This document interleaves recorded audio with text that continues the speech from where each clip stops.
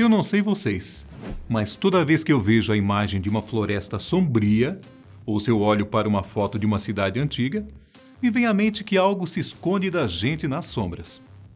Chame de mitos, ou chame de lendas. Não é curioso existir tantas histórias sobre criaturas místicas e tratarmos apenas como historinhas? Pois é, pensando nessa diversidade de mitos que hoje, eu, Maurício Santos, vou apresentar algumas das criaturas mitológicas mais bizarras encontradas ao redor do mundo.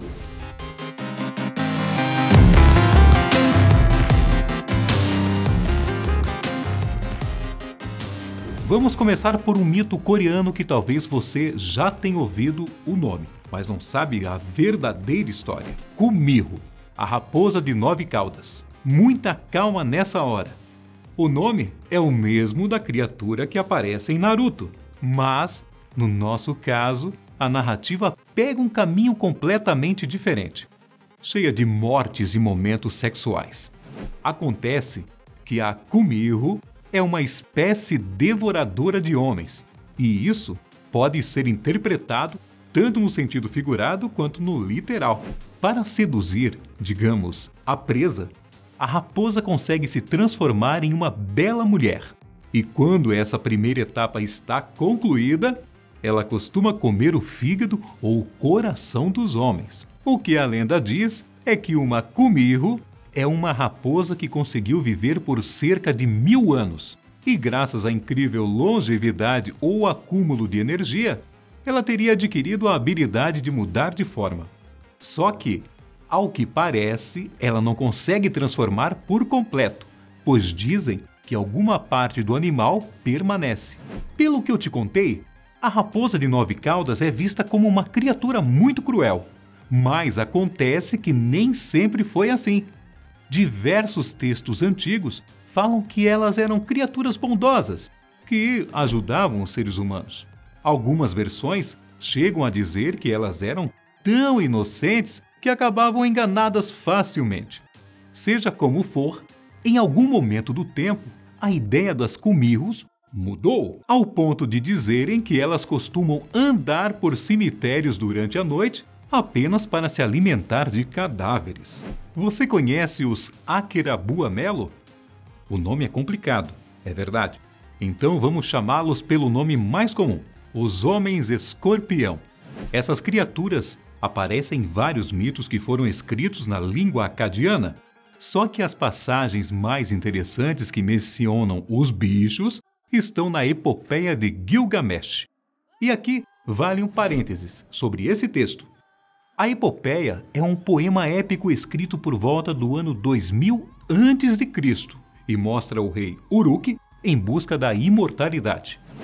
É uma das obras mais antigas da história da humanidade e, aparentemente, tem narrativas muito parecidas com as que foram encontradas na Bíblia, como o Jardim do Éden e o dilúvio da história de Noé. Muitos acreditam que todos esses elementos tenham sido usados como base para o livro cristão. Mas, voltando aos homens escorpião, o que o mito diz é que eles eram guardiões de Samas, o Deus Sol, e viviam ao redor da residência divina nas montanhas Machu. Em algumas versões, as criaturas possuem tamanhos colossais, sendo tão altas que suas cabeças são capazes de tocar o céu, além de contarem com olhares mortais. Já em outras histórias, os homens escorpião são bondosos e costumam alertar viajantes sobre os perigos do trajeto. Hora da gente viajar até o Ártico, onde vamos encontrar uma versão mais assustadora e sangrenta do Homem do Saco. Por lá, histórias dos chamados Kalupalik são passadas de geração em geração na nação indígena de esquimós Inuit. De acordo com o mito, essas criaturas aguardam nas profundezas do gelo as crianças que se aproximam muito perto da água. Dizem que é possível saber quando um desses bichos se aproximam ao ouvir um zumbido distante, vindo direto do fundo do mar. Eles agem rapidamente e só são vistos por um único instante antes de sumir. É dito que eles têm unhas grandes e afiadas, que são usadas para prender a vítima e jogá-la em uma grande bolsa que carregam nas costas. O rosto de um Kalupalik se parece com o de uma mulher, só que verde e inchado, como se tivesse ficado tempo demais se decompondo nas águas. Uma vez dentro da bolsa, as crianças são levadas para o fundo do mar gelado, onde morrem afogadas.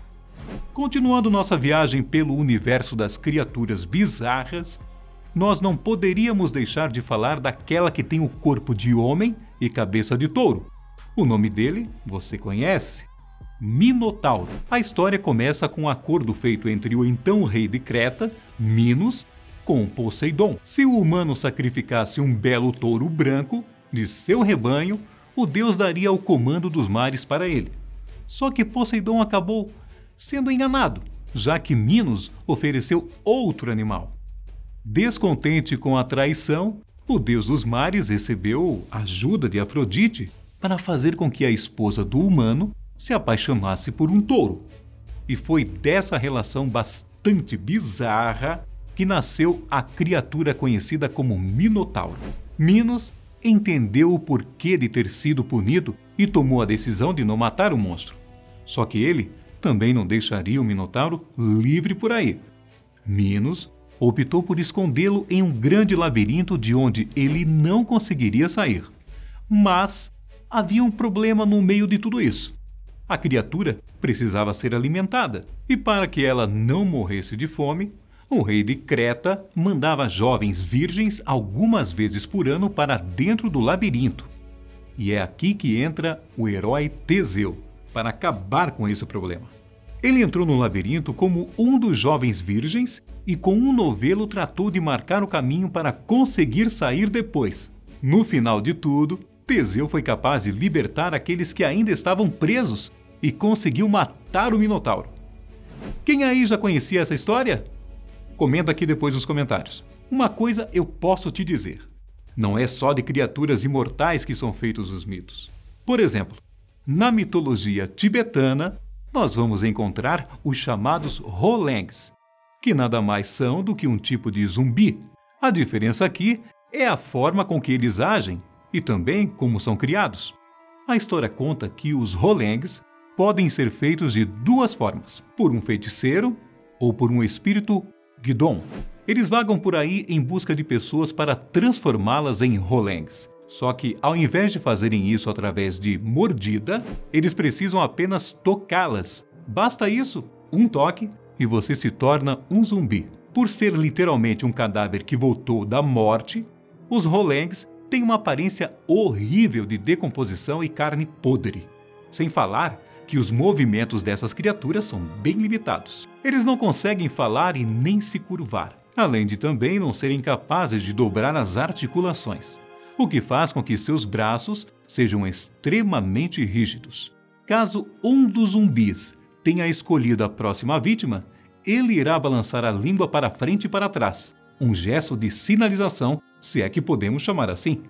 Lá no Tibete, as casas em algumas regiões são construídas com portas mais baixas, para que os Rolengs não consigam invadir. O próximo monstro que eu trago por aqui vai exigir um pouco mais da sua imaginação e do nosso editor do vídeo também. Até porque, como você pensaria em uma criatura com 100 braços e 50 cabeças? Direto da mitologia grega, deixe-me apresentá-los ao Hecatonquirus, que também são conhecidos como apenas centimanos. Quer dar um nome?